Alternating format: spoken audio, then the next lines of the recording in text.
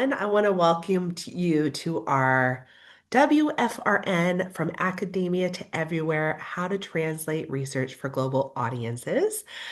Just a few reminders. This is being recorded as we speak. And so um, by joining today, you are consenting to recording. The video will be posted on our YouTube channel. So this is at www.youtube.com at join WFRN. If you're interested in looking at this at a later date, it will also be there for your reference. Another reminder, just a little bit of housekeeping, is that the WFRN conference is coming up very soon. It is in June, and there is still an opportunity. So I see that Steve has just dropped it in the chat, but it will be in Montreal, June 17th to the 20th. There still is a chance to register and attend if you are interested. And so far, my understanding, it is one of the most, we have some of the highest registration. It's going well, right? I'm looking at Jen right now to see if that's confirmed. Yeah, okay. So everyone's going to be there, so you should be there too, obviously. We're going to start today. This is one of our most popular so far webinars, our virtual conference series webinars. And in part, this is because there is a crackerjack, an incredible group of women in the room here to talk to you about how to translate research in a big and meaningful and impactful way. Unfortunately, Jessica will not be able to join us today because of something personal popped up, but because of that, I got her email address. I said, "Do you want people to contact you and share their research?" And she said, "Yes, please. Please send them." And then I have her email address. So I'll drop that into the chat for those of you who are, maybe thinking about how do I translate some of my research for the New York Times or thinking about other publications. But that said, this group who is here has experience with all of it. So my first question is going to be about their journey. So I'm going to do like a little brief introduction. But after that, I'm not going to say too much because my first question is like, tell me about your journey and how did you get here and what do you do? But just to give you an idea of who's on the panel, we have Haley. Haley is at New America Foundation. She is one of the senior writers. She runs with Bridget Schulte, the Better Life Lab, and is really on the forefront and writes everywhere all the time for a range of different periodicals, for a range of different publications. And so has a lot of experience on how do we take research ideas and then make them salient and understand how to translate for the world. Amanda is here as well. She is an editor, a writer, an author, and can talk to you a little bit about how to do this kind of. I'm going to ask you some questions about how to translate the research, how to make sure you get your voice through clearly, how to write for different types of audiences, and works on a lot of books. And then there's Jenna, who is an agent at Folio, so can talk you through how to take some of how do you get in it? How, if you want to write a book for the public audience, I probably should have gone in like the opposite order. If you want to get a book in for a public audience, how do you do it? What does a proposal look like? How do you sell your ideas if you want to write for a non-academic press? And then Amanda can help you understand how you actually do the brass tacks. Jenna can do this too. And then Haley can talk about how do we disseminate in different areas, right? Both in books, academic journals, policymakers, the world. So, welcome. Thank you for being here. We picked the best day ever, a Friday right before a long weekend. And yet we still had 150 people want to come, which shows you that this is actually a very important topic. My first question, and Jenna, I'll start with you because you're unmuted. Tell me a little bit, can you tell us about your journey? How did you end up here? Like, give a little bit of your journey, but then also what do you do and how do you do what you do? And how did you end up doing what you're doing? How did I end up doing what I do? Okay, so I was an English major who thought English majors go to law school, clearly. But then I learned all about book publishing and was like, wait, this is a thing. I could spend my day reading and talking to writers and continuing to learn, and that would be my life. And that sounded pretty good to me. And so I've been in book publishing for over the 25 years now. And I have really worked in every part of it. I started working for a literary agency, and I'll just give like a brief description of what a literary agent is. They are the person who helps you sell your book to a publisher. And so, you're helping them find the marketing angle and developing some of the editorial content, and then you are the author's best friend throughout the whole process, and hopefully through many, many books, and you're really there to shepherd their career along. So my first job was with a literary agency based in DC, and then for many, many years, I was a book collaborator. And what a book collaborator does, I mean, it's a very nebulous role, because depending on what the person needs, you might be doing something different. So I would work with people to help them frame their ideas in a way that I thought would be marketable to a book buying audience. And then sometimes people would just tell me, I would interview them, they would tell me stories, I would write them, I would send them to them to work with. Sometimes it worked the other way, where they would have, the 50 pages that I had to distill down to 10. It's really very much a collaborative thing. And so I did that for many years before coming back over to the agenting side at Folio. And now at Folio, I work with a lot of academics, actually, who are trying to translate their research for a general audience. And I hope I'm allowed to say that I'm Leah's agent. You So, are. You are. yeah. And so, therefore, as her agent, I have to put in the plug. Her book is coming out this month. Everybody buy it. It's wonderful. And I'll probably bring it up as we talk later, because I think it has such good examples in there of what Leah did that really worked. Thank you, Jenna. Just something because you're all in the room because I've worked with you in many, many ways. And one of the things that happens is people ask me like, "How did you do this?" Or I get people who are like, "I'd like to write a non-academic book. How do I do it?" So this group is in part brought together to help people understand that process because for academics, it's so different to what we do than when we publish in a academic press. So when you're saying like, "I'm here, I'm helping with the ideas." It comes like it's a lateral conversation. Sometimes it comes from me to them, sometimes it comes from them to me. I think for academics, that's a new way to think about our work and a new way to think about writing for a public audience or writing a book is that it's a conversation, not our expertise down. Amanda, do you want to go next? Tell a little bit about how you ended up here, your journey, what's happened for you, and what you do. Sure. Can you hear me okay? Okay. I feel like every time I join a Zoom, I experience all sorts of technical difficulties. So it always feels like such a victory when everything goes smoothly. So thank you. So it's just a blessing and an honor to be here today with this amazing group of women. And thank you, Leah, for extending the invitation. So my name is Amanda Bauch, and as Leah said, I am a writer and an editor and an author and a collaborator, among many other things. I often refer to myself as an emotional support human because that's really the role I play when I work with authors very deeply and very intensely on their manuscripts. I once had an author actually write in the memo of his check to me, therapy, in the memo of his final payment to me. And so that is just a little glimpse into the support role that I have, when I collaborate with authors in whatever way I'm partnering with them. So I have loved language and words and communication my entire life. And there was nothing I ever wanted or desired to do other than write and edit and teach. And I am so grateful to say that I have done all three of those things throughout my career. I grew up in a very poor family, an uneducated family as well. No one from my family had actually graduated from high school. And so I was like the first person in my family to go to college and not only get a bachelor's degree in English literature, but also get a Master of Fine Arts in creative writing.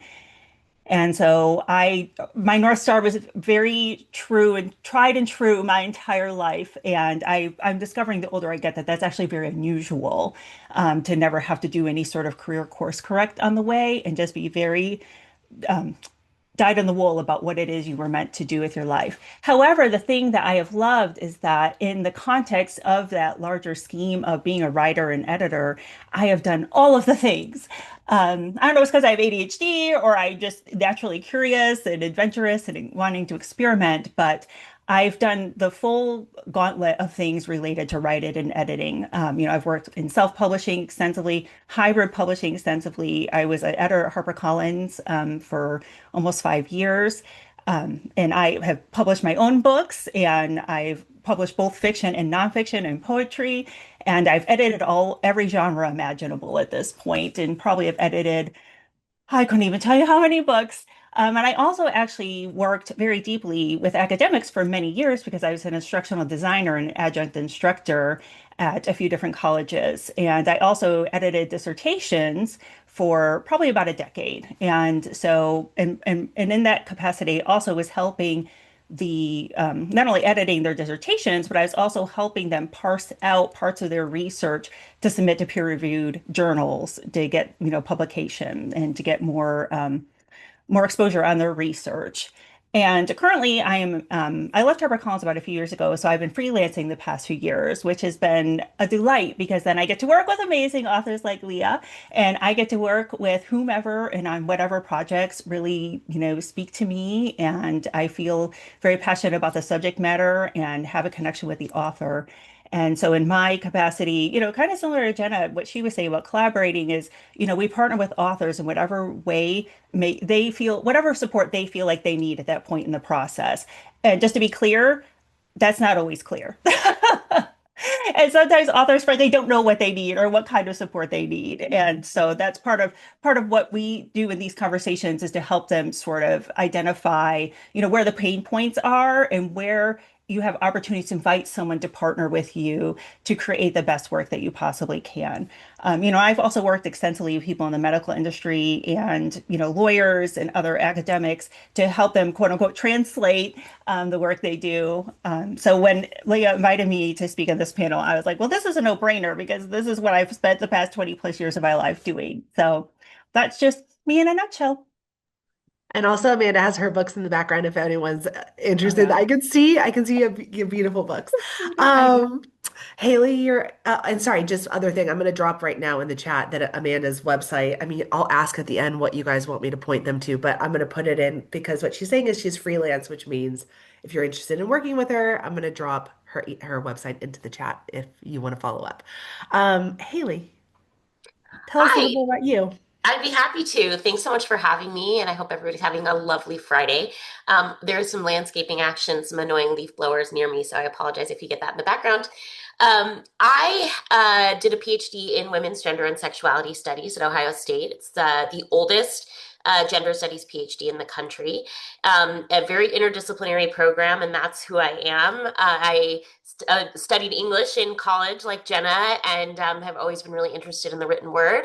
But gender studies and the questions I was interested in really pushed me toward the social sciences. So I was always working with sociologists. And my dissertation was a qualitative interview study of people after they lost their jobs for a prolonged period of time in the context of the Great Recession. And I'll always remember that when I was turning in drafts of my dissertation chapters to my advisor, she would take big red mark over all the parts where I was just telling the stories of my participants' lives, in an extended fashion. I was setting up their context and telling the story. I was writing a novel about their lives basically. And she's like, "We don't need this. We don't need this. Just get to the point about your analysis." And I think that was just a sign for me that I was always really interested in storytelling. And I always felt a bit hampered by academic writing for peer-reviewed journals. It didn't make my heart sing. And part of what really pulled me into a gender studies PhD in the first place was I was interested in questions of inequality. Why did the world work the way that it did? And so I had this amazing opportunity, right as I was finishing my PhD. I think I actually had a year in between, and then I got an ACLS postdoc. They're now called something different actually, but the American Council of Learned Societies partners with the Mellon Foundation, and they send recent PhDs in the humanities or the humanistic social sciences, they'll say, and they put them in non-academic institutions, and they pay our salaries for 2 years, and the hope is to kind of convince public institutions of the value of having people with a humanities background in your organization. And I had the lovely fortune of being placed with Bridget Schulte at the Better Life Lab of New America.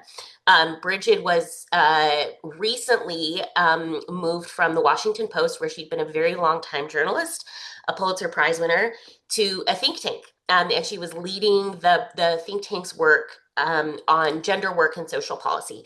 We say at the Better Life Lab, we tell stories that bring to life the intersection of work and care with the intention of changing culture, workplace practice, and social policy, and with the goal of giving everybody a chance at combining work and care in meaningful ways across the arc of their lives. So that's our mission. And to achieve that, we do a lot of different things. Part of what I do today still is I do lead some research projects. We are actually just beginning to collect data for our second Men in Care study. We did one in 2019, studying men's experiences of caregiving across the United States in a variety of contexts. We're going to do that again. So I still get to do research. But the thing I'm talking about here today is the research translation piece. We really, when I very first started, my assignment in that postdoc was to edit a partnership we had with Slate.com. I'm not sure how many of you read Slate. They are kind of a liberal leaning magazine, and their angle is they like to be a little contrarian, a little unexpected, a little surprising. And so Bridget had convinced them of the need for a vertical that covered what we cover. And then they said, great, just find somebody to edit it. And so that's what I, fresh out of grad school, came in to do. And I got some training from Bridget. I also got some training from a woman named Catherine Goldstein, who was a longtime Slate journalist. And people may follow her work today. She runs a fantastic Substack and community called The Double Shift. And so we had no budget. I was really out there trying to recruit writers myself. So I hit up all my network of academics, people who I knew had interesting insights. That led me to meet many of the people who are in this chat right now at various junctures to work on certain pieces with them. And it was really trial by fire. I figured it out as I was going.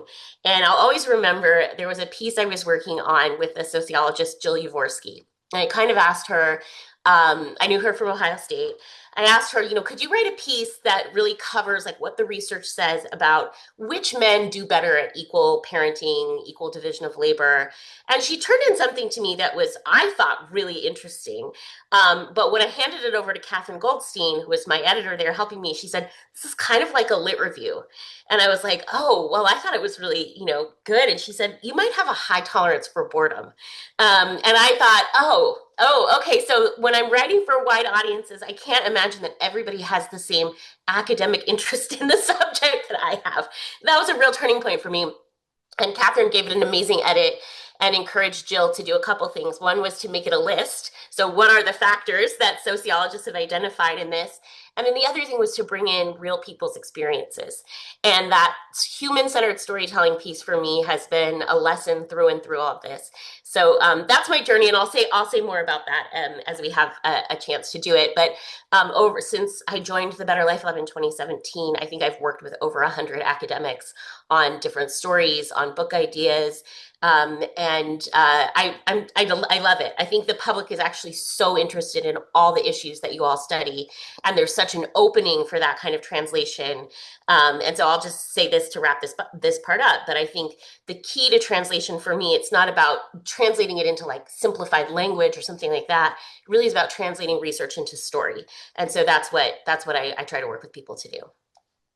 Okay, this is a perfect segue. Haley, thank you very much. Into the next question. I think for me, one of the challenges, because I think it's very important that we do academic translation. And this is something that is kind of core to who I am and how I operate in the world as an academic for all the reasons you said, Haley, of like, this is incredibly valuable research. Oh, I'm going to do a soapbox moment. Sociological research and our research on work and family, interdisciplinary stuff is so valuable right now. And yet you can see that the public doesn't get what we do, right? And in part by the backlash against some of the work we're doing at this moment in time. So I think that piece of translation is critical. The challenge is what I often find interesting is like not what other people, including some in the room, Jenna and Amanda, were like, I'll write something and I'll be like, isn't this the most fascinating idea? And the beautiful thing about working with you all is you're like, no, because we are so deep in our subject matter that what we think is interesting is very nuanced. But what I find is the public often is not where we are. And some of the things that we might find kind of to be known and boring are the things that are interesting to people who have never heard about sociology or topics or any of this before. So, with that setup, I'll go to Amanda next to give you to rotate it around. Like, how do you know? And what's been so fun working with all of you is you've kind of have this like spidey sense, like this intuitive ability to know when a story is going to resonate, or you know when something is good. How do you know that? Like, how do you know what works or what is going to work? Or the other question, how do you know when it's not going to work? Like, how do you filter that stuff to know what's going to hit and what's not going to hit? Amanda, do you want to start? Sure. Well, one thing I know from having worked in academia as for several years and also just, working in close proximity with subject matter experts of all different types and stripes is I recognize we kind of start to develop um, a lot of myopia. How am I mispronounced that? Well, I'll just rephrase. We get myopic about the work that we do. And because we are so immersed in that specific subject matter for so long, like Haley and Leah are both saying, sometimes you lose sight of the fact that you don't live in the same reality that other people live in. And I find that sometimes when you are in academia for a very long time, especially, that it's almost as though I don't want to say you live in a bubble, but I want to say that the way you communicate as an academic is very different than the way you communicate with people who are non-academics. I've, just as to make myself an example, I whipped out one of my thesis papers I wrote in college. It was a critical analysis of female friendships in, modern American film in like the 90s or something. I couldn't even understand that paper. I was reading it and I was like, I wrote this? Did I have like an out of body experience and like generate this bizarre like work on this page? I also wrote one about écriture féminine when critical theory, in feminist critical theory. Cannot understand that paper to save my life in the here and now. And so I think, you get accustomed to writing in a certain way because that is the world in which you live. And those are the standard expectations for the type of writing you are expected to produce in that specific environment. And so sometimes when you're trying to step out of that, you experience it's like a vertigo because now you're saying you have these brilliant ideas, but you can't write about them in the same way. And so you're basically finding new ways to communicate your ideas. And of course, a lot of that has to do with the fact that you're trying to reach a general audience. And by general audience, I don't mean anyone and everyone. I, of course, mean the people that you were writing that book specifically for. And, it seems sort of counterintuitive. I sometimes authors will come to me and I'll say, well, who do you think is the audience for this book? And they'll say, oh, I think everyone will love this book. And I think that it's going to be great. And so many people are going to read it. And I have to be the bearer of bad news and say to them, well, if you write a book for everybody, you've essentially written a book for nobody because you do not know who you are targeting the content to, and you're not going to know who to market the book to or who to seek out for helping you publicize your book. And so, so it seems sort of kind of intuitive that the more fine-tuned your audience is, like the better and more fine-tuned the content will be. But that's how it goes. And so I think, sorry, my ADHD brain has taken me down a path, and now I have forgotten what question I was asked. Don't worry, I'll The come right question back in. I was answering. Sorry, I had a point, I promise. I was getting there, but now I've lost the How, thread. how do you know when what's going to hit? Like, how do you Oh, filter yes, out thank what you. the Yes. So for me, I think I can answer both what won't work and what will work. Just sort of in a bundled in one response. So because I have worked with so many different subject matter experts on every topic imaginable, I think for me, it always comes down to relatability. And I think there's a little bit of intuition involved in that because I think sometimes when you read something, you're like, ouch, this sounds like it's really coming from like a place of privilege, or wow, I really like the point you're making here, but I don't really think this is the best example, and this is the reason why. Or, or you need to maybe like vary up like the types of stories you're telling, or, the types of people that, you're working with or whose stories you're sharing. And, because of my capacity in my life, I engage, especially with a lot of women, as a pastor's wife and just doing ministry and all of that. I speak and deal with women from all different walks of life. And so, especially when I'm, working with authors who are speaking specifically to women, it's very easy for me to say, this is going to come off this way, and this is why I think that. And offering solutions, or alternative paths, to make that same point, but in a way that will be more generally accepted and that will resonate with like a greater number of readers. And sometimes that sounds a little daunting, but it doesn't always have to be. Sometimes it's just a matter of like the word choices you're using or the way you're structuring your sentences. And, like Haley said, it's not a matter of dumbing down. It's more a matter of coming up alongside of your reader and keeping them in mind as you are putting words on the page, and just understanding who they are, what their felt need is, and how your work addresses that felt need. In publishing, we have a term called the WIFM, which is an abbreviation for what's in it for me, because readers don't care who you are or what your credentials are or how fabulous you are. They want to know, what problem do I have that your book is going to offer the solution to that problem? And so if you are not able to get like to the crux of that, your book will not succeed. And I just think that that's like a very critical thing that a lot of authors miss because, like you said, you're so passionate about the work and it can change the world and it's going to help people. But if they don't understand or see the value in that, then they're never going to pick it up in the first place. And so communicating that from everything from the book proposal to the actual material to all your marketing and publicity to your Amazon copy, like everything has to communicate that with the what's in it for me. Sorry, I was muted. Okay, thank you very much. I'm hearing two things coming through, like actually talking about the ideas to a wider range of people and understanding their response, hearing how they're internalizing or hearing your information, the type of questions your research type of questions are asking, and thinking about what's in it for them. What can they get out of this? Jenna, do you want to go next? Sure. All right, I have a lot to say. I think that a big part of like my value add here is sort of that I can understand how many literary agents think and executives in book publishing, and also how academics think. And so part of this will be a little bit of like, okay, this is the mistake that I see people make a lot. I mean, one thing in terms of like how I know if something is going to work, I mean, a big part of it is that, I mean, I'm a firm believer in work-life balance.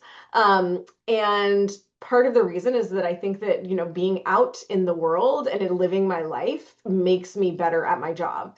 So I have no apologies that I am watching Love is Blind. And you know what? I am learning from Love is Blind. I'm like, oh my gosh, people, this is a thing that's happening. And oh, isn't that interesting?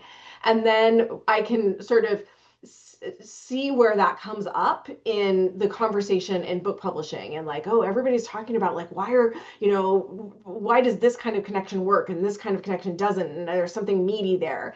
And also just being out and talking with my friends and the people in my community, and I'm involved in a lot of different kinds of communities, and so I consider all of that not only good for my brain but actually good for work. So that's one thing. And then I guess I also just feel like, when it's going to work, the question that literary agents often are looking for is like, what is the bigger book here? So an academic might have done some research about a really specific group of people in a community in New Orleans.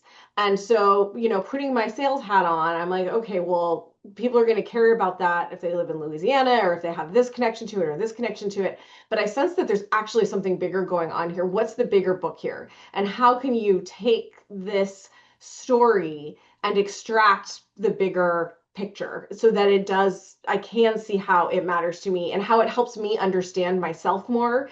And you don't have to do it's not self-help to do that. I think that self-help is a really loaded word. And I think that it's just, anytime that we understand people more, I think we are becoming better ourselves. And so if you can take a specific thing and expand it, and think about the bigger issues, that's always going to be really helpful. Um, I think that, the other thing is that sometimes, just again, back to kind of living my life, is that I'll see a need for a book. So, for instance, I have teenagers, and a few years ago, just again being part of my communities, and I was like, you know what? So many of my friends are talking about their kids telling them that they're bi, or having all of these, like, even from a very young age, having a lot of questions about sexuality and gender. And this is kind of new for parents. I mean, it's not new for the world, but the language is sort of new, and we're all of my friends were just like, I want to do the right thing here, but I don't know what to say. And I looked, and there was not a book out there. And so I reached out to a researcher at the NIH, and who is like, this is his area of study. And I was like, have you ever thought about, these are the people that you're working with in clinic. This is the research that you're doing. I think there's an opportunity to help people here. And so he is under contract to write a book, which feels, we started talking 4 years ago, and it feels more important than ever. And so I think that if you can kind of get to the, like, hey, nobody is talking, there's no research about this, there's no resource for this group of people who can learn about this. And then I just a couple of things, and maybe this will come up later in the conversation too, but in terms of when it's not going to work, um yeah, I think that it is just being too narrow and not being able to break out of, like, okay, this one town or this one group of people or this one hospital. And then I think, what happens a lot with academics, and I feel so badly for y'all because you've been beaten down in your work. And there's so much fear that I see of, okay, but this person is going to criticize me for this, and this person is going to criticize me for this. And my co-agent with Leah, Derek Hay, always talks about, you can't be writing for, your least charitable reader, she calls it. And so I think that that's something that's really hard for academics, because when you go to a broader stage, you will be criticized. You just will. I mean, you are in academia too, but and so that's where part of the agent's job as therapists too, and kind of helping people see that, it's okay, and you have to be prepared for that, and you can say it anyway. And you have what you people are turning to this book not because they want all of the research necessarily that they're going to keep in their head. They trust you as an expert. So you get to break out of okay, this study says this, and you get to say, look, I've been studying this stuff for 20 years, and this is what I've noticed. This has been because Jenna helped me do my book, write my book, right? Write my book, pitch my book, I mean, the whole thing, right? Like, identify the hook, is figure out when we got it wrong, figure out when we got it right. And one of the hardest things she said to me at the start was like, I hope I can repeat this, but you don't even know what I'm about to say. No one wants to spend $30 for you not to have a solution, right? Like, no one wants to spend $30 for you at the end to say, so what should we do? I don't know. Change policy, change the word. I don't, right? Like, to have a nebulous solution. Like, people want to understand the problem and then have a clear direction forward, which I think as academics can be very difficult. Because if you've ever sent a paper out for peer review and you put something, even in the conclusion, about what someone should do, we've all had one reviewer come back in and say, did you study this and where's the evidence? And then you instantly strike what are some of our best ideas, right? Out of the work. And so the fun of that is having some of that unshackling of, like, this, like, I know things because I've studied this for a long period of time. And we know things because we've studied these things for a long period of time. And sometimes we might not have done a very detailed study to figure out if A plus B equals C, but we have a pretty good idea because we've read for 20 years. And you get to say that stuff. I'm just gonna leave that there. Haley, you're up. Great. Well, I think the thing that I can really add here is less in the book context. I haven't written a book length argument. I have worked a little bit with folks on framing their book ideas when they're in those really early stages. But what I mostly do is help people write pieces from the 700 to 1500 word range for news media. So after our partnership with Slate ended in 2018, we really set about making sure we weren't just quote unquote preaching to the choir, so that we weren't just reaching the same audiences with the same kinds of information motivating the same kinds of change. And so we really broadened our scope, and we help people pitch all over the place. Big national facing publications, places like the New York Times, places that are targeting business leadership, Harvard Business Review, pieces in local papers, the Daily Yonder out of Appalachia, or a Dayton Daily News. And really what we're trying to do is just make sure that there's no way people can miss these stories. I'll also just add, I have a counterpart at the Better Life Lab, Vicky Shabo, who leads efforts to do similar work with Hollywood TV and movie writers, telling truer stories about these issues. But what we try to do is focus on journalism, make sure that the work-life story is a part of every journalistic beat. So we have done that for a long time now. I've gotten some reps in that. And so I have a few pieces of advice for that, if that's what you want to do. And that may be kind of a way for you to ramp up your writing for more general audiences, because it really forces you to like think about, I mean, one piece of advice I'll start with is one piece has one point. You can't make multiple points in a single piece. I mean, even if it's 2,000 words and an editor is giving you that much space, there needs to be one coherent, concise takeaway that a reader is going to have. You don't have space to convince somebody of more than one point. So really, that's something people struggle with. Sometimes they're trying to make this point and that point and this point in this paragraph, and that's not how it works. The point of a journalistic story is, whether you're doing commentary or news writing or a personal essay, is that each piece of that that article is leading up to a stronger takeaway of that one point you want to make. So start with that. One piece equals one point. Every piece needs a news peg. The reason is the first gatekeeper you have to get past is an editor at a publication you're going to pitch to. And they are already thinking, why would I want to run this, not just period, but today? Why would I want to say yes to this piece this week or next week?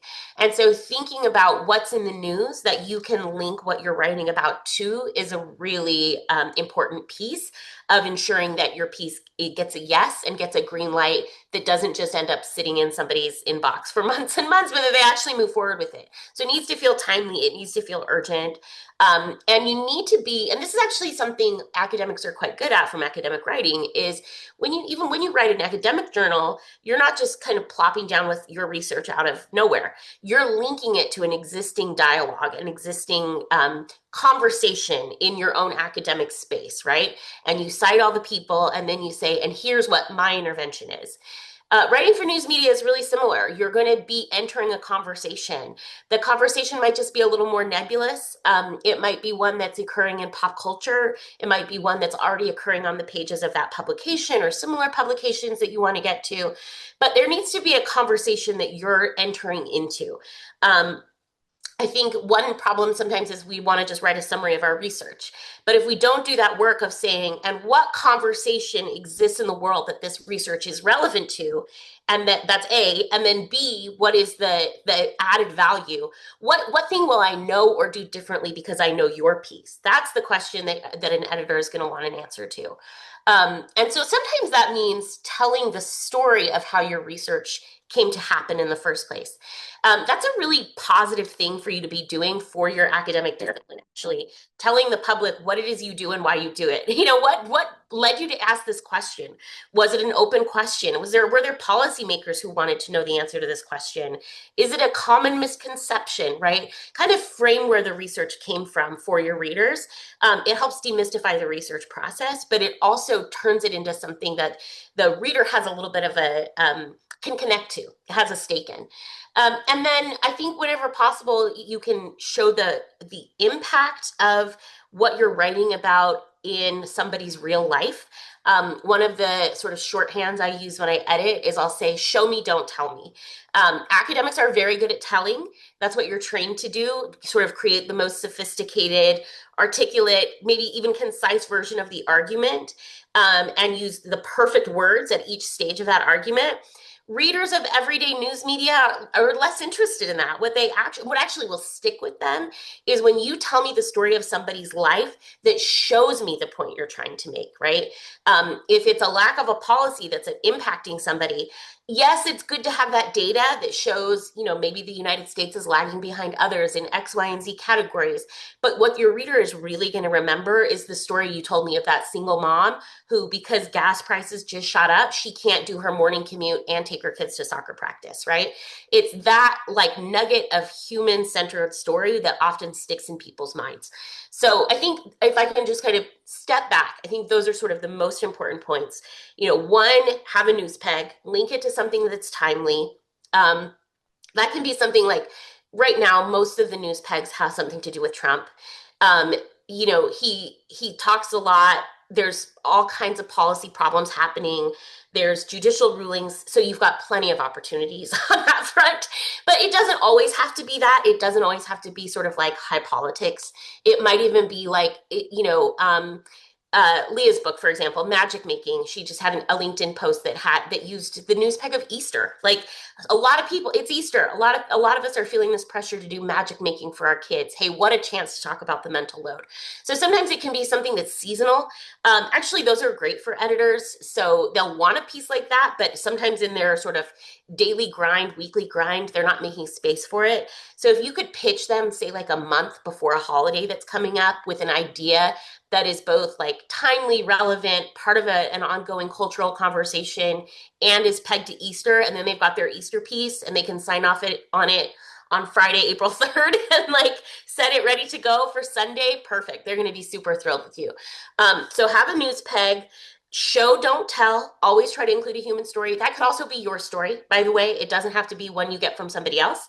You could, I think Leah, one of the first pieces I worked with Leah was a piece showing that better social policies meant more sleep, right, internationally. And I think you put yourself in that story, if I remember correctly. So sometimes we do that, and that works just as well.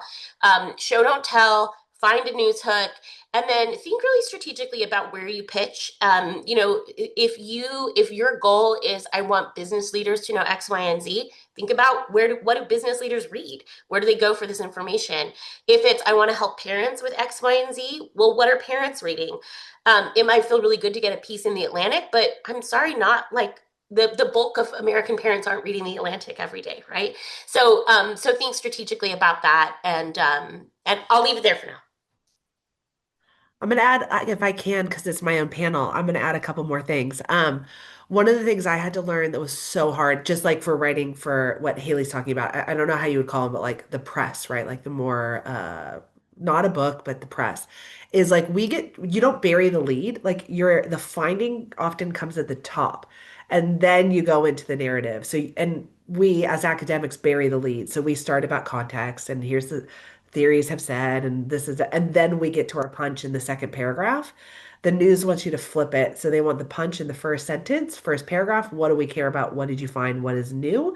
And then you go into the context. So that was something I had to learn too about burying the lead. And then the other thing, because I'm now working with influencers, which I know people are like, academics can have a hard time with this content creation. But if you think about where are you consuming most of your content, it is the encyclopedia of Instagram, right? And so how do we get our ideas? And so when I was with someone in London talking about this, and it was like, I'd be like, here's the research. And his brain would go instantly to the storytelling. Like, okay, so then when my wife, Jenny, you would do this too, right? Okay, wait, so when this happens in my life, what does that mean? Like Jenna would tell me a story like, I just had this experience at the grocery store or with my kids or on holiday. What's happening here? And I'd be like, oh, that's so obviously this, and this from sociology. So it's like we are so trained to lose the story, especially as quantitative researchers. Those of you who are in qual people are like, yeah, of course. And then the qual people are like, what? That it actually does us, I think, a disservice when we then try to translate out for academic research because we've lost it. We have to relearn. the story and the narrative. Okay, you've all hit on this like 45 times, but maybe so we'll see how this question goes. Uh, but I want to maybe just solidify it a little bit. Like, and I'll put my two questions together. What's the value of, for you all, what is the value of academic research? Like, where do you say, like, you all can do something no one else can do? And then how do we screw it up? Where are the pitfalls? Where do we get it wrong? What do we do that doesn't help us in that circumstance? I think you've actually kind of all hit on elements of that, but Haley, you're still on my screen. Do you want to? Oh no, Jenna's unmuted. Jenna, go for it. Well, I mean, I would really love to talk about what I think you can do. Because I think I get so excited when I get something from an academic who has some research or some angle on something that I've never thought about. I mean, I think that that really is how we move conversations forward. I think that that is how we have progress. I think that in this time where academia is really under attack, I get incredibly excited about elevating the research of academics. So the other thing, I guess, just as far as publishing is concerned, and some of you may know this, there's always been a lot of talk about like, well, what's your platform? What's your platform? Do you have 2.5 million Instagram followers? Do you have your own, column at the New York Times? Do you have this, this, and this? And so I'm having conversations with editors all the time about like, listen, I have this, client and they're amazing and this is their idea, and they don't have a platform. And, does it make sense to be spending time developing that platform, which to so many people is just not what they want to be doing and spending their time on? And I will say that for academics, it is a workaround. You do not have to. You do not have to have a platform. If you have really interesting research, and I am told this again and again by editors, if you have really interesting research and you can write it well and you are showing that you can move the conversation forward, they can envision a way to market you. I mean, some of this, the caveat is it depends on what what exactly your area is. And I think that if you have some experience, as Haley has been talking about, like translating that and getting it published, that is fantastic. But those pieces don't have to have gone viral. And so I just want to kind of reassure people that you have something really wonderful and worthy to contribute, and people are hungry for it. I find one of the things that we have is legitimacy, and that comes baked into the PhD and the institution. And so when we talk, there's an expectation that what we're saying is legitimate, which has influence. And some people who have influence but are looking for that legitimacy. So it can be a nice little combination. Amanda or Haley, either of you want to, thank you, Jenna.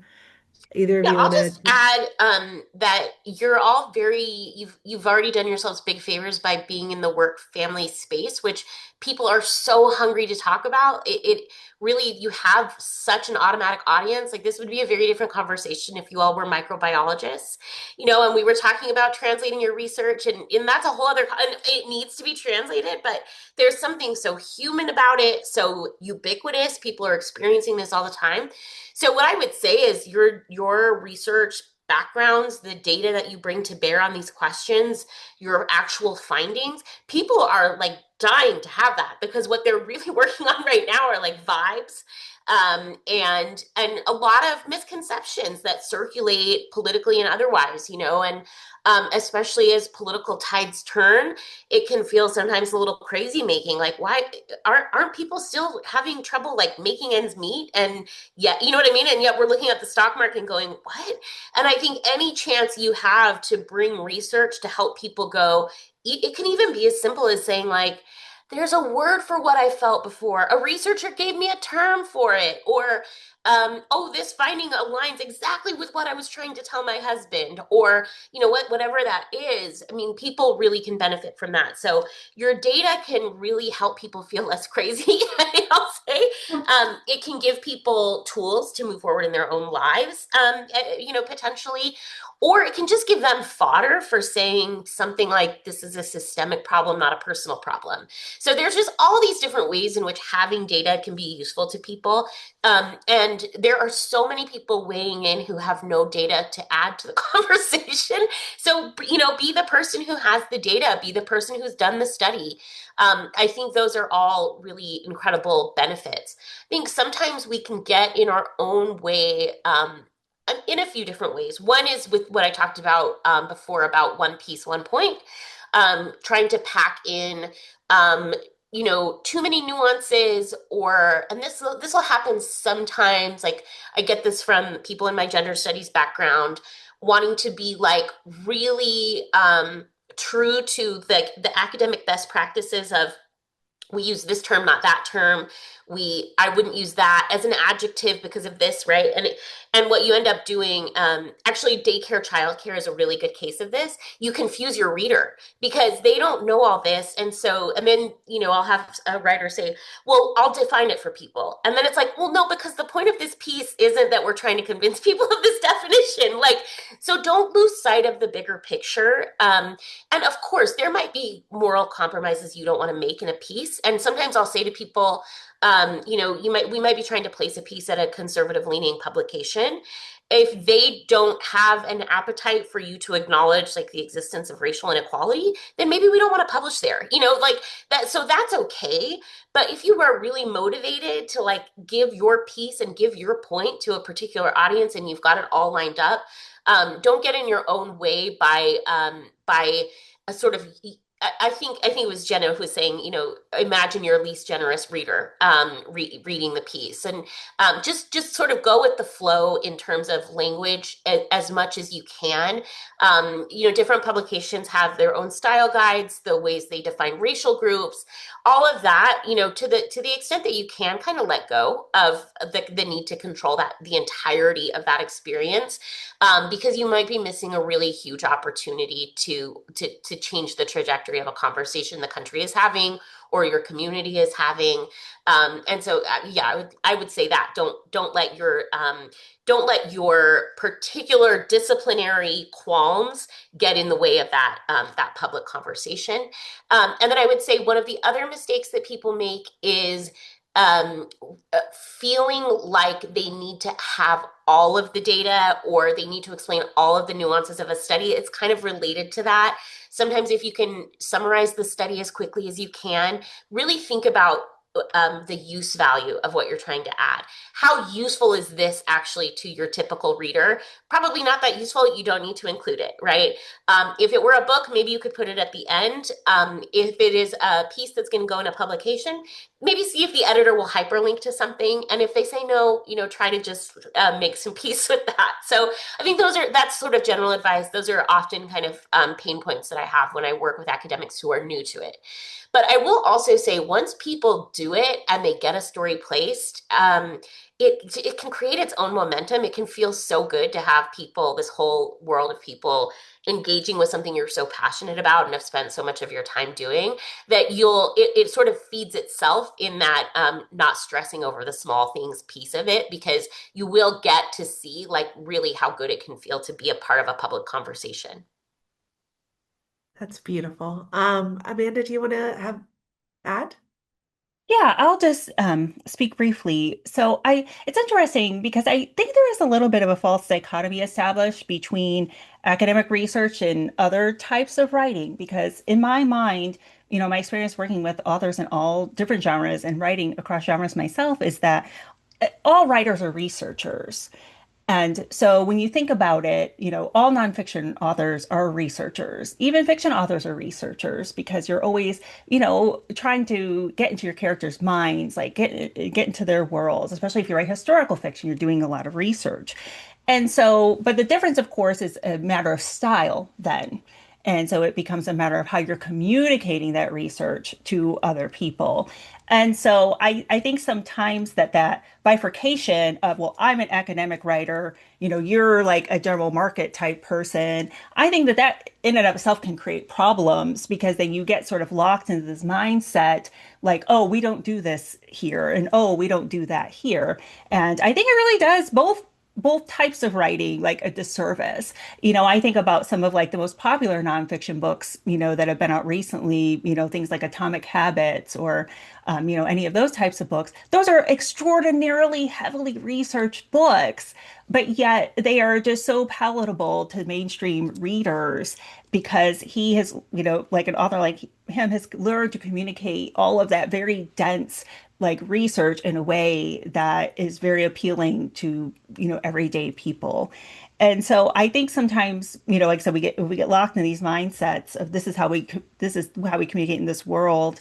Um, it kind of does set up this false dichotomy and it makes it seem like a bigger hurdle than it actually is, which I think can be hard to overcome that. And so, and I think one of the biggest challenges I see with academic writers who are transitioning to writing for a more general audience is that in the academic world, generally it is facts, facts, facts, facts, facts, more facts. Like feelings have no place, no place. They do not belong like in the academic sphere. Like no one cares what you think about your findings. All they want to know is what you have concluded based on your findings. Like they don't care how you feel about the findings. Like they don't care if you're mad or upset or excited or whatever. They don't care. They're like, feelings have no place in academic writing. So I will say when I'm working with authors who are transitioning from like a technical writing background or academic writing, that is actually their biggest struggle is infusing their own individual humanity into the work that they're doing. Because generally academic writing, that is a big fat no-no. And so for my part, a lot of my collaborating work is about actually drawing the author out more. Leah, you actually are really good at that. You are totally, that's one of the things I love about you. You're just like a guts hanging out all over the place kind of person. And that is like, to me, like one of my favorite things about you. I never have to wonder like what you're thinking or feeling because you will just readily volunteer that. And it's great. And you do that in your book as well. Because the reader, yes, they're very interested in the information you have to share. They're interested in the problem, that your book is solving and the solution you're offering, but they also want to know you as a human being. Like they want to know, like, why are you so passionate about this?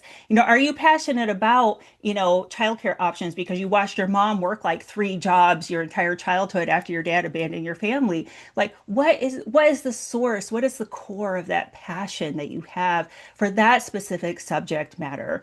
And even that can be like a beautiful and compelling point of entry for a reader into the material that you're presenting to them.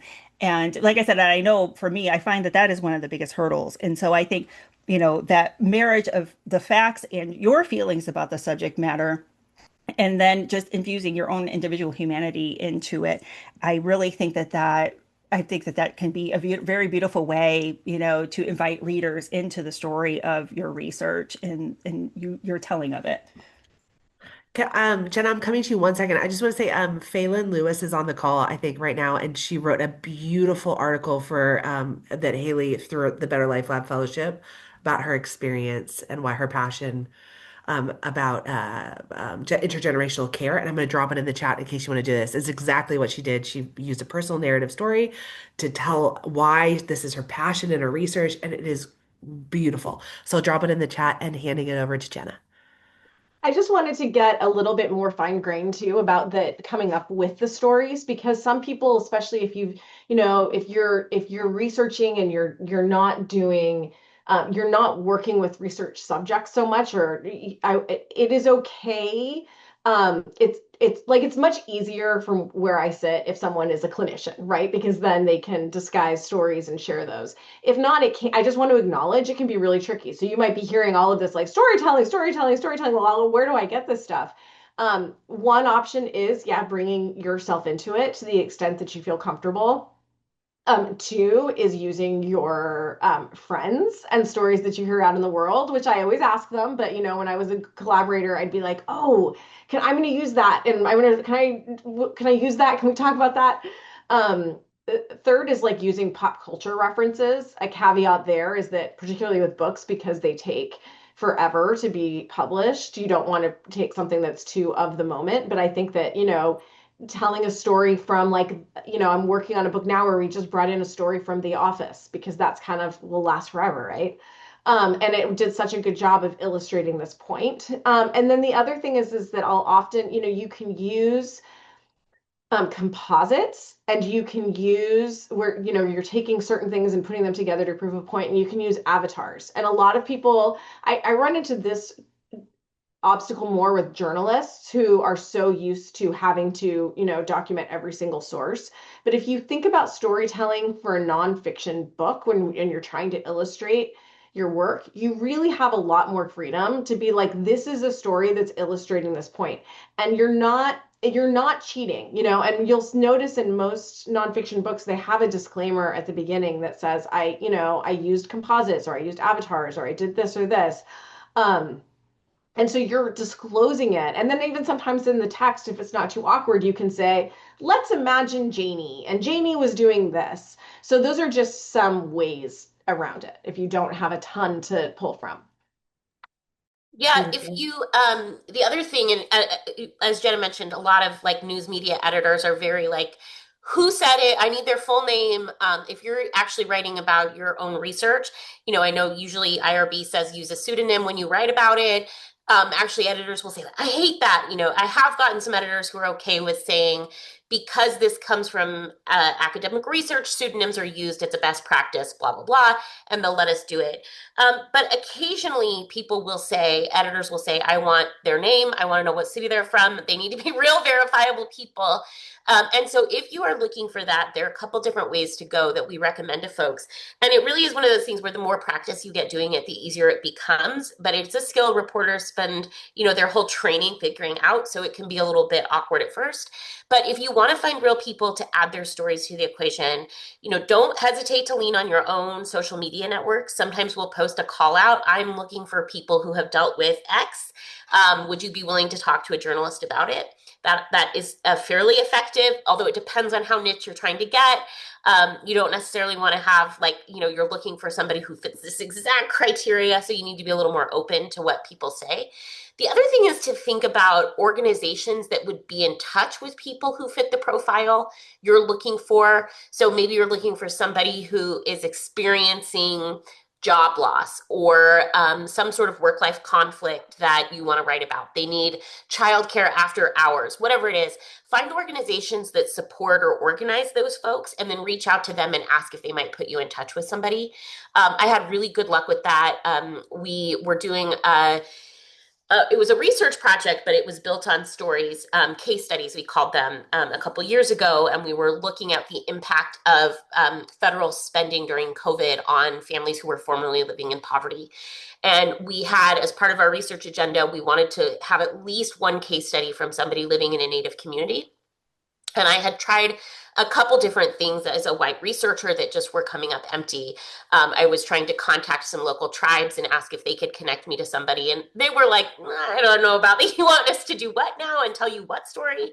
And what I actually finally did is I found somebody who had conducted focus groups of Native women in Utah, which is where I am from and where I'm based.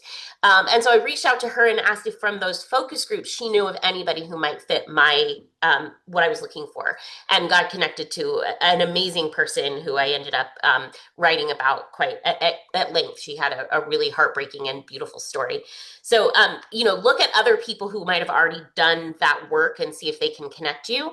And so then that's another great way to get those stories added into the piece. And then, always be willing to negotiate with an editor. If they say we need first name, last name, you can say, well, this person doesn't want to give you their last name because they're worried about ICE arresting them or whatever it is, right?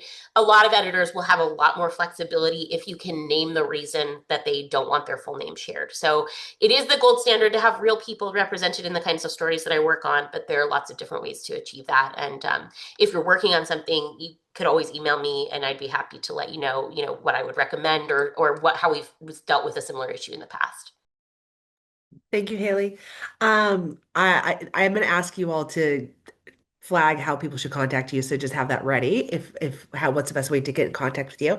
I just want to open up to questions. If anyone has any questions that they might be interested in, things that they want to have answered, maybe questions about the process, um, anything that didn't get hit on and you want to know more about. While you're doing that, I'll just say, because Jessica isn't here, one of the things I've worked with her forever and ever. So she started at Slate and then I remember talking to her probably 10 years ago, 15 years ago, and then she's had an incredible career. And it's fun to watch her New York Times articles because they do, Jenna, what you say, right? Where she talks sometimes about, like, one during the pandemic was like, is everyone just getting high? Are the parents just putting the kids to bed and then just eating edibles, right? And I thought this, and it went viral, right? Like it was like it hit something. Or she'll talk about like why is everyone now into, past lives or second lives? So when you talk about like what are the things that you are currently consuming, and then giving your analysis of why or why is everyone now into Love on the Spectrum or Bridgerton or fill in the blank, whatever it is within your space that then that comes in. Sorry, I'm just hoping questions will come in the chat, or if you want to unmute, you can. But that I think is a really interesting thing that we often don't think about how why is this thing having the moment in the moment in the moment? And then how do you put your context around it? I think is really interesting because we are often the consumers too. And goes back to Amanda's point of you can't be talking to everyone.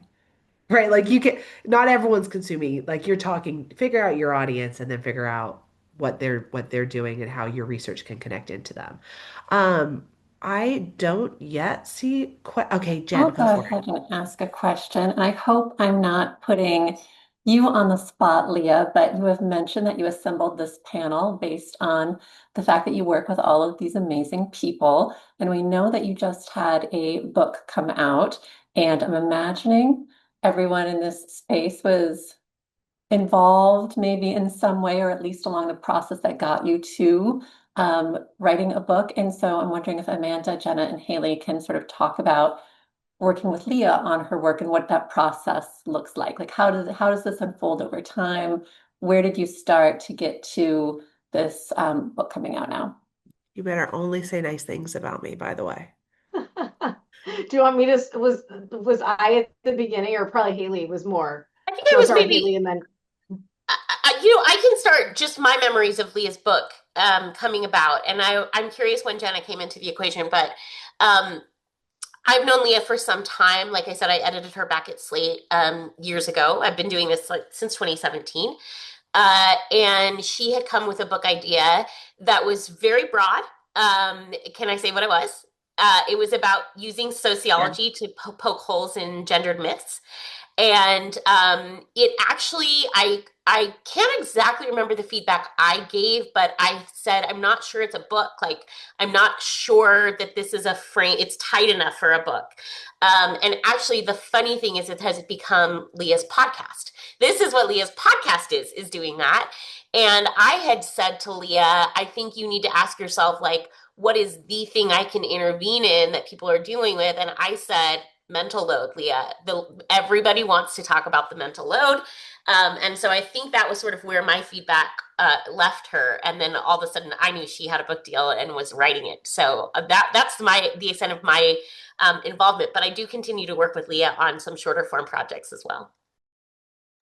and then I also was in the story around the time that the initial pitch that Leah sent was around these myths. And I was really intrigued by her research and her area of research. And I was like, I just know I want to work with this person somehow. And I just know she has a book in her.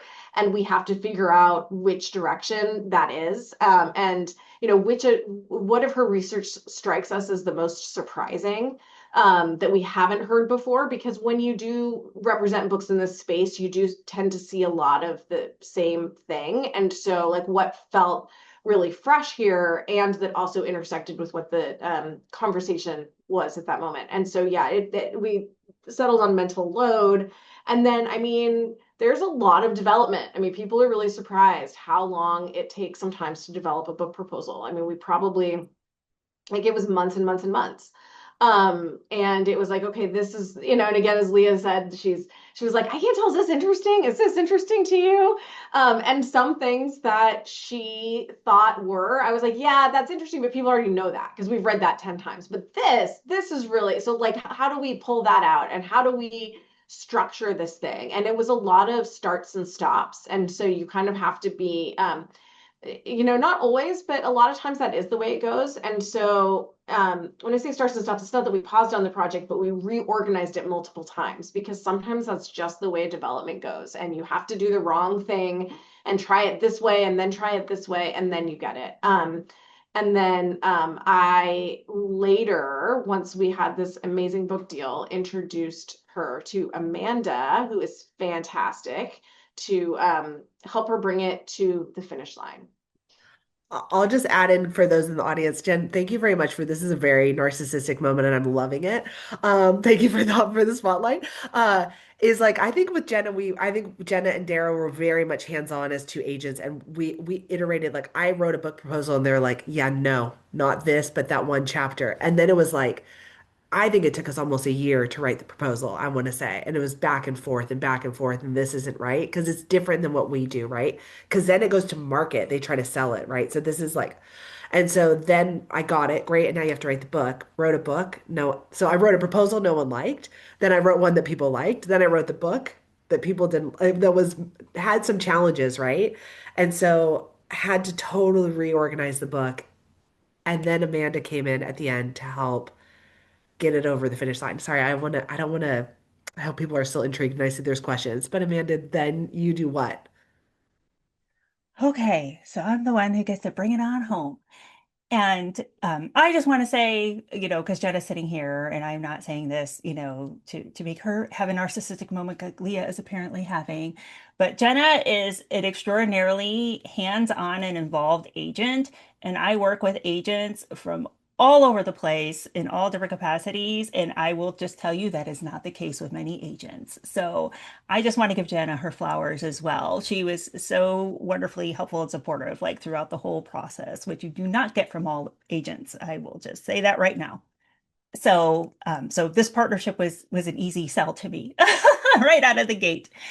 And so, I work with authors through the whole process, everything from them coming to me with an idea and like, is there a book here? Like, what could that look like? And ideating, doing proposals, taking them through everything until the book goes to the publisher and beyond. So sometimes I'm partnering with authors for 1, 2+ years, to get a book like into the market. And so I always laugh, it's kind of like being married. And so you have to make sure you're picking the right partner because I've seen the bad collaborator author marriages and it can get very ugly very fast. So if you ever do decide to partner with a collaborator or editor, please do your due diligence and make sure that you vibe with that person because otherwise it can just torpedo your entire like project. That's just my word of warning to you. And if you're not sure where to find a good collaborator or a good agent or any sort of professional that you want to work with to get down the path, please reach out to someone you know and trust and get referrals from them. There are a lot of charlatans in the publishing space who will promise you the sun, moon, and stars. I can get you on the New York Times bestseller list, or oh, for the low price of $5,000, I can get your book, Good Morning America. No, just run away from all those people and please just stick with people you trust and people you know. And even if they are not the person who can help you, see if they can connect you to the person that can help you in the same way that Jenna connected Leah to me. And that is how we ended up working together. Publishing, I always laugh. I'm like, yeah, we make books, but it's really a relationship business. It's really all about who you know, who does what work, and who you think is a good fit for any particular, service that you're looking for. So as far as collaboration goes, so Lee and I had a conversation. We hit it off immediately. She promised to come to Nashville so we could have barbecue together, which was a dream fulfilled. It was beautiful. And so basically, a lot of times by the time authors come to me, and I found this in my dissertation editing work as well, is that by the time they come to me, they just don't know what to do anymore. It's like they've looked at like a million drafts, their brains are just filling in what's supposed to be there. They're so locked in. It's like they cannot break it open again to sort of, spread the pieces around and try to re-envision or reconceptualize like what the book can or should be. And so with Leah, it was, I think like the first two parts were really solid. And so really, it was really just that third chunk, which gets into more of the solutions part, So translating, all of the research and, getting into that practical application piece, the what's in it for me, it's like, okay, yeah, I understand this problem. I too am experiencing, but what do I do now with all this information? What do we do with all of this information? What do I do as an individual? What do we do as a community? And so basically, I be very frank, and I just really leaned very heavily on my own personal experience in helping her with that, plugging in examples from helping her plug in examples from my own life, and from women that I'm friends with and my fellow moms. I have two school age children, 10 and 12. So I am like in the trenches right now, myself and with my mom friends and with my mom's ministry at church and things. So it was like a cakewalk for me to say, oh, I have an example for that, or oh, yes, let me tell you about this person. And just really, like I said, just infusing more of that humanity, into the work and just showing, some just really deep personal examples of, the kind of impact that Leah's work is having, like, and can have in the real world. And so what that looked like is, she sent it to me, I read it, I sort of formulated what I thought it could or should be, and so then we had a conversation about it. And then I literally just started working on the page, and just started moving things around, deleting things that were repetitive or unnecessary, adding in, like little bits here and there to sort of, just sort of zhuzh it. And then we just started like an iteration process. So, I would do the work, send it to her. She would make her changes, send it back to me, for fine tuning. And so that was just the back and forth that we had, which is, as a collaborator, that's how I typically work with authors. I really want it to truly be a partnership, and I want us to be working together on the page to create something amazing. And Leah made my job really easy because she was basically like, oh, this is great. Sometimes I get a lot of pushback, but I did not get so much for her. So I was really grateful for that. But yeah, so a collaborator just kind of, they're like a fresh set of eyes on your work, really, just to kind of come in and say, this is working, this is not working, and just to help you shape and mold the content, and help it just take it to the next level, basically. This is a long way of saying this is a group effort. Like very much people are Hmm. writing it. But it's funny because I always think, oh, it was interesting this book because I literally would send and Amanda I would go accept all changes. Like whatever the changes would be like, this is great, accept and add some stuff in. But it's actually not that different than how a more junior person would work with their advisor if their advisor is writing things in and moving it around, right? But this is you all just understand how to make it sound commercial in a way, connect. Haley, I have three questions, but Haley, did you want to add? So it was a gift to work with you all. That's all I have to say. But Haley, did you want to add anything in? Or should I Well, I keep was the gonna gift? I was going to answer Lizzie's question about career opportunities and basically like how to get your reps in. I just want to like keep plugging this idea of doing it in short form before you try to do it in long form. If you're trying to think about making that leap, the more you write for diverse audiences, the easier it becomes in some ways. Although, there's never like a given formula. Every time it takes asking who's your audience, what's the news peg, all those things have to happen again. But part of our mission at the Better Life Lab is to continue growing and developing a chorus of storytellers who can bring to life the intersection of work and care. So we now, I'm happy to say, have a budget. And we offer reporting grants to people who want to take a chance at doing this. So now we offer reporting grants that basically start at $1,000. We will give you support. You pitch us an idea that based on your research or whatever else that it is that you want to write about that you think needs to be out there. And then if we think it has legs, we think it's something that we could help you place. We will work with you to do that and kind of do some support while you try your first hand at reporting, at getting other people's stories, at figuring out the structure of a story as it goes into the news media, which is, a little different than it looks in an academic journal. So I really encourage people to try this. I would say we're having both success and difficulties right now. It's a difficult political environment. It can often feel like the air has been sucked out of the room because of the political climate that we're in. But there's a way for, I think, almost every story and every angle to find an audience. And it's just a question of figuring out what that is. So this is a good way to start trying to do this. And what it does is it just starts giving you exposure to the publications that are out there, the different jobs that are out there, and the different organizations that are looking for storytellers, which I actually have to say there is a huge investment right now in narrative change in the sort of nonprofit and think tank space. This idea that we've actually had the evidence base for many of the policies the United States lacks for a very long time. And what we really lack is the political will. And so I think funders are looking for people who are good at wielding evidence in a way that actually moves people. If that's a skill set that you can develop, there are a lot of opportunities out there. So I would just say this is a good way to just sort of get to know us a little bit, start working on a first piece, if it's your first piece or a second piece, or whatever that may be, and we can go from there. And then I would just say, like, on the it takes a team thing, don't look at editing. And when you work with us, we then pitch you out to an editor who will edit you yet again. So you'll work with us to get a piece that's pitchable, and then work with somebody else to place it. Think about those as partnerships that strengthen the piece that eventually will find an audience. It's not like punitive. It doesn't mean you're a bad writer. This is all a collaborative process. Bridget Schulte, like I said, two-time author, Pulitzer Prize winning journalist. She and I are slacking each other all day trying to get it right on pieces, right?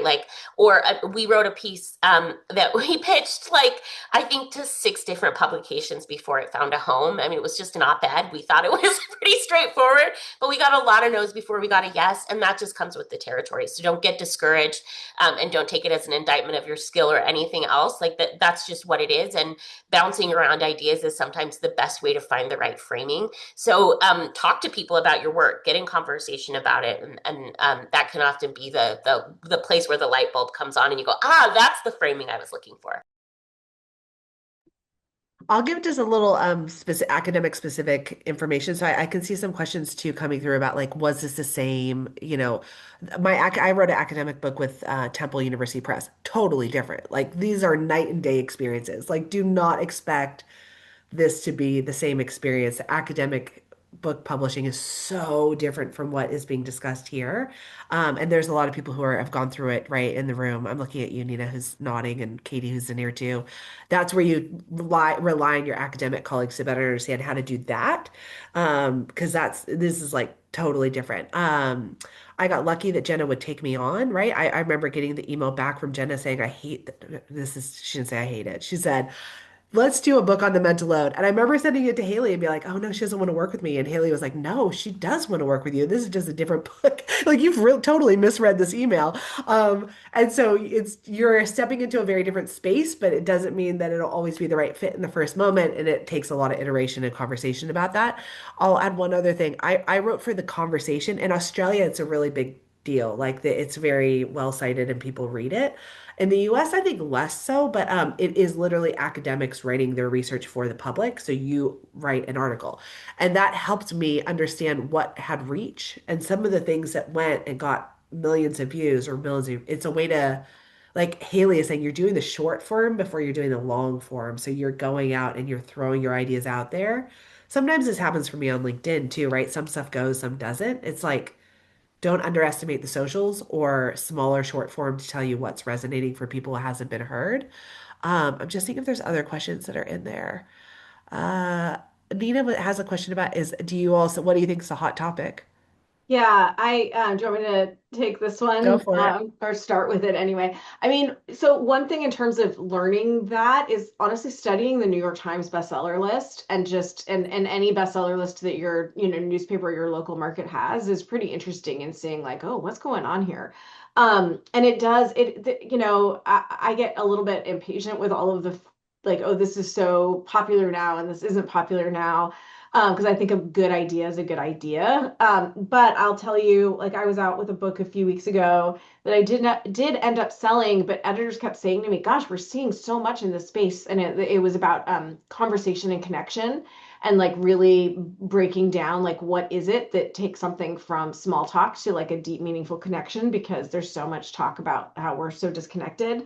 I would say spirituality is actually something that I think that because we're in such a difficult moment, I think that people are really, it doesn't, I'm not saying it has to be a religious book, but I think that a book that is, speaking to what people are searching for right now in some way, I think is pretty important. And this could just be me, but I also feel like, people are very worried about men, and boys. And men and boys are not just from a marketing perspective, it's women who buy books.